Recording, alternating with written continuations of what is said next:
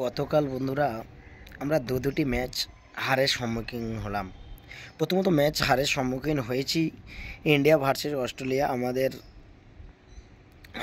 পুরুষ দল প্রথম ওয়ানডে সিরিজ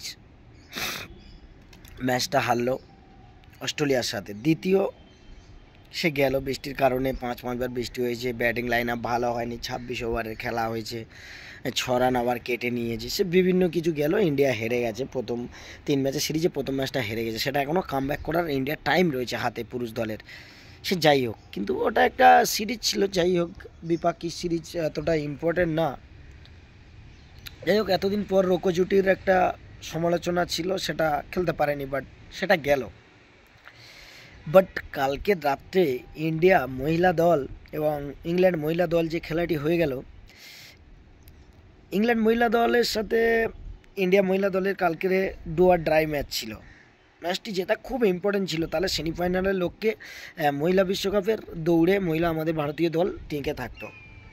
সেখানে আমাদের মহিলা ক্রিকেট দল কী করলো, একটা ইজি ম্যাচ যেখানে 52 বলে 53 রান, 70 বলে 72 রান, 30 বলে 32 রান, স্মৃতি মান্দানা 88 রানে ব্যাটিং করছিল। এমন একটা বাজে শট খেললো, সে গেল। ম্যাচটা ওখান থেকে ফিনিশ করে আসা দরকার ছিল। দীপ্তি শর্মা এত সুন্দর টাচ খেলছিল, একটা অর্ধশত রান করলো, কিন্তু কি একটা বাজে শট সিলেকশনের জন্য ম্যাচটা হেরেই গেল। একটা সময় মনে হচ্ছিল রিচা ঘোষ আর দীপ্তি শর্মা ম্যাচটা ফিনিশ করেই আসবে, কিন্তু সেই ম্যাচটা মাঠে ছেড়ে চলে আসলো। আর আমাদের মহিলা দলের লোয়ার অর্ডার এতটা বাজে বলার মতো নয়। যে সময় খেলার দরকার নেই সেই সময় তারা খেলবে। যখন টিমের জন্য 10 বলে 10টি রানের প্রয়োজন, টিমের জন্য 20 বলে 20টি রানের প্রয়োজন, ওই রানটা করার মতো তাদের ক্ষমতাই নেই। ইংল্যান্ডের কাছে কালকে একটা জেতা ম্যাচ মাঠে আমরা ছেড়ে চলে আসলাম, 4 রানে হেরে গেলাম। প্রথম দুটো ম্যাচ কি সুন্দর খেলেছিল মহিলা ক্রিকেট দল আমাদের ভারতীয়।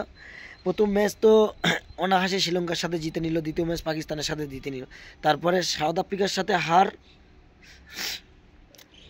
গেল, 3 উইকেটে হার, এবং অস্ট্রেলিয়ার সাথেও 7 উইকেটে হার। কি বলবো, এতটা বাজে পারফর্ম বলার মতো নয়। পরপর 3টে ম্যাচ হারলো, আর কালকে 4 রানে পরাজিত হলো ইংল্যান্ডের কাছে। মানে পরপর 3টে ম্যাচ আমরা হেরে গেলাম আমাদের মহিলা দল। কি বলবো, রিচা ঘোষ কালকে ব্যর্থ হয়েছে, তো ম্যাচটা ব্যর্থ হয়ে গেল। লয়ারাটার এতটা বাজে বলার মতো না। একটা জিনিস আমি ভাবতে পারি না, আমাদের ভারতীয় মহিলা ক্রিকেট দল প্রতি সিজনে একটাই কন্ডিশন, ব্যাটিং ফ্লপ। কি বলবো, কিছু বলার নেই। আর হারমনপ্রীত করের একটাই অভ্যাস, টাচ করে একটা অফের উপরে কাট মারবে, মেরে আউট হয়ে যাবে। 70 রানে ব্যাটিং করছো তুমি, একটা ম্যাচ একটা জেতার জায়গায় পৌঁছে গেছো, সেই জায়গায় ওরকম ফালতু শট খেলার কী দরকার? ম্যাচটা অ্যাটলিস্ট জেতা দরকার ছিল, কালকে ডু অর ডাই ম্যাচ ছিল, তাহলে সেমিফাইনালে দৌড়ে থাকতাম আমরা। এবারে বাংলাদেশ এবং নিউজিল্যান্ডের সাথে এই দুটো ম্যাচ রয়েছে, এই দুটো ম্যাচ জিতেও অন্যজনের উপর তাকিয়ে থাকতে হবে, অন্য সমীকরণ। আর কোনো সমীকরণ আছে কি আমাদের ইন্ডিয়ান মহিলা দল এই জায়গা থেকে এখানে যেতে পারবে? আমি তো বুঝতে পারছি না। সত্যি খুব খারাপ লাগে, একটা জেতা ম্যাচ এইভাবে মাঠে ফেলে আসবো আমরা, এটা বুঝতে পারি না।